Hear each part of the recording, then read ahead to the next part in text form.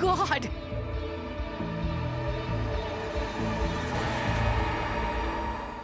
The shot you just saw wasn't from Knights of Guinevere, it was actually made in Blender. In this video, I'll break down how I recreated Gwen in 3D, rigged and animated her, and blended the 3D model with the 2D footage. I originally planned to make the princess version of Gwen, but I couldn't find any consistent reference images. Every scene she appeared in had slightly different proportions, and when I tried creating my own turnaround references, they just didn't line up. I still wanted to make progress, so I started blocking out the model anyway. This is version 2 of my customizable female base mesh, which should be releasing soon, but this allows me to use sliders to control the character's proportions, so I tweaked everything until it roughly matched the reference image. Usually at this stage in a project, I can tell if it's going to work because I can make sense of everything and visualize things, but the princess version just wasn't working out as well as I wanted it to. Luckily for me, at this point, I found an official character turnaround of the broken version of Gwen, and this gives me the exact proportions from different angles, so from here I decided to pivot to the broken version. At this point I had already spent about 5 hours working on the princess version, but with the new reference images I knew that the broken version would be a much better model. From here it followed my standard process, using the base mesh as a foundation and adjusting it to match the reference from all angles. At this stage it's all just about getting things in place. I know I'll replace most of this later, I just need something to work from. It's the idea of just make it exist, you can make it good later. Without a rough mesh, it's impossible to plan things like topology, outlines, and how the different meshes interact. Version 2 of the female base mesh is already unwrapped and has pre-made textures and materials, so the rough model of Broken Gwen already had a full face texture. However, even at this early stage, blocking in the texture for the broken model allows us to get a clearer sense of things. I always like to texture as early as I possibly can because textures are a huge part of the readability of the model. Even in photogrammetry scans, you can have a nice mesh, but without textures, the face just doesn't read correctly. Especially for toon-shaded models like this, a simple rough texture immediately gives you a much clearer sense of the final look. Once the rough blockout was done, I moved on to retopology, the process of rebuilding a mesh with better topology and cleaner edge flow so that it deforms properly. I won't go too deep into this here, I already have a full video dedicated to retopology, but I always treat it like a puzzle. I start with key areas, figure out the corner pieces so to speak, and then connect everything logically. If you know what your model needs to do, you can plan all of your loops in topology to support that. But for my purposes, retopology allows me to define exactly where I want line art to be. I have another video explaining all the different ways you can generate line art, but for this model I wanted clean lines that can handle intersections and custom edge marks, so I used the grease pencil. If you've never used it, it's very simple. Add a grease pencil scene line art object, and Blender automatically draws lines over your entire mesh, and you can tweak the line thickness in the modifiers tab. I like to treat retopology and line art as a single step. I know when making the mesh that lines will be drawn in certain areas, so I can modify the mesh accordingly. You'll really see this when we get to the skin. I could have textured the chest and skin together to fake the ripped skin effect, but separating them into two meshes gave me much cleaner line art. You can definitely blend different styles of line art together, but the lines will always be more consistent if they use the same method. Once the model was finished, I moved on to UV unwrapping and texturing. To paint a 3D model, we first have to unwrap it. Basically, we cut seams into the mesh so Blender can lay it flat.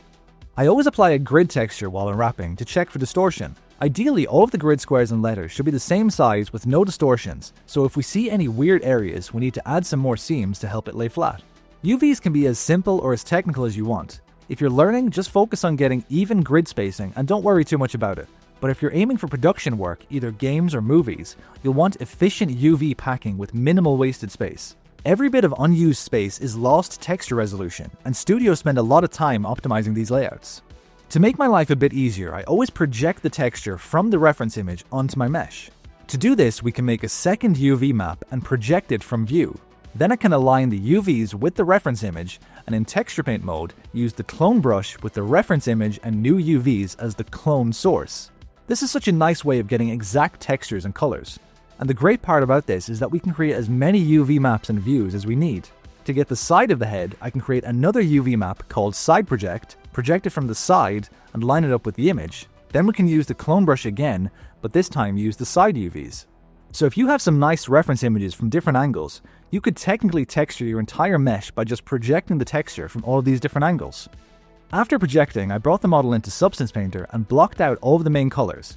This texture was surprisingly simple. It was mostly flat colors because all of the detail lines come from the grease pencil. The face was the only part that needed some extra detail, and these were just some hand-painted lines. Now that the model was finished, I needed to rig it so it could be animated. If you've never seen a rig before, it's basically a skeleton inside the mesh. Each bone controls parts of the model, letting you pose or animate it.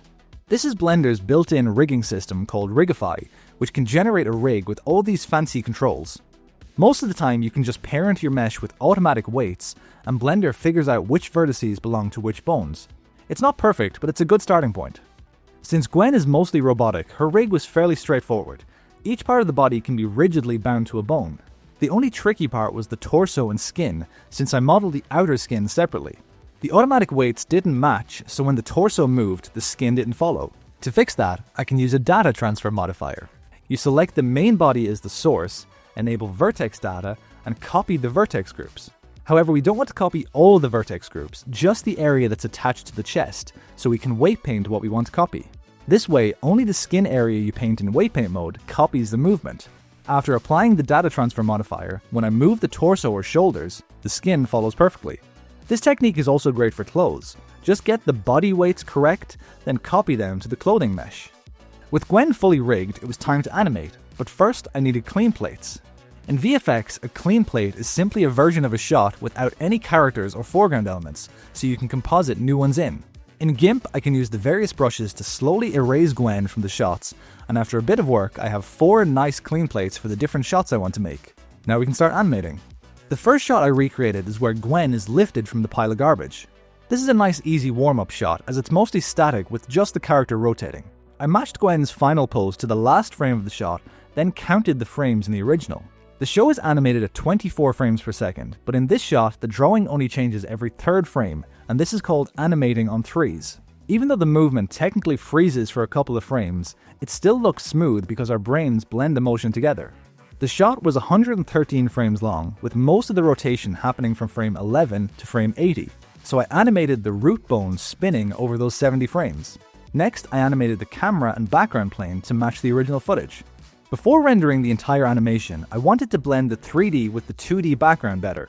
The raw Blender line art looked a bit too crisp compared to the softer background, so in the compositor I added a filter node to slightly sharpen the lines, then a blur node to soften them. Toggling the effect on and off makes a huge difference.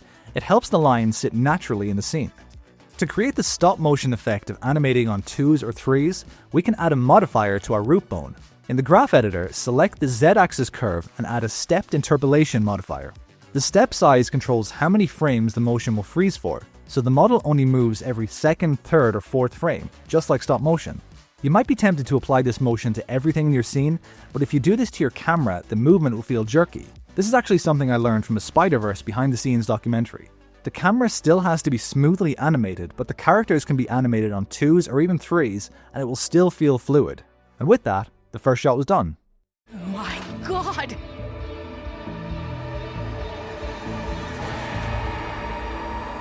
Holy is that?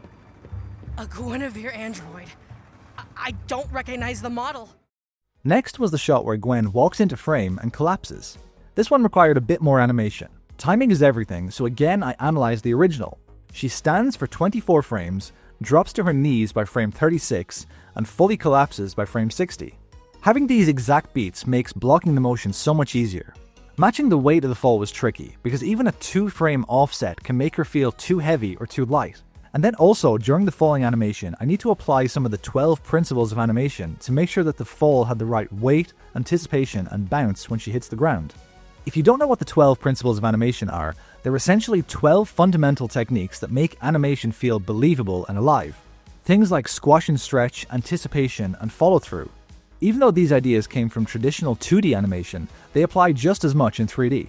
To finish this scene, I just need to match the color, and with my toon shader already set up, I just matched the sun direction and color from the original shot, and it blended nicely. Some of the shading on certain frames looks a bit awkward. It's technically correct as the lighting and shadows are perfectly calculated by Blender, but in practice sometimes they don't look the best. Instead of re-rendering and trying to fix the model, I figured that the easiest option was to manually paint over these areas frame by frame to fix any shading errors. This not only corrected problem areas, but also helped the model blend with the 2D style by giving it a slightly hand-painted look. You can see here, before painting, the lighting looks a little bit awkward, but after painting, the smoother edges and lighting help it match the 2D style a bit better. This small step helps to hide the 3D nature of the model and makes it feel a bit more hand-drawn. Then I brought everything into DaVinci Resolve for final compositing and color grading, and that completes the final shot.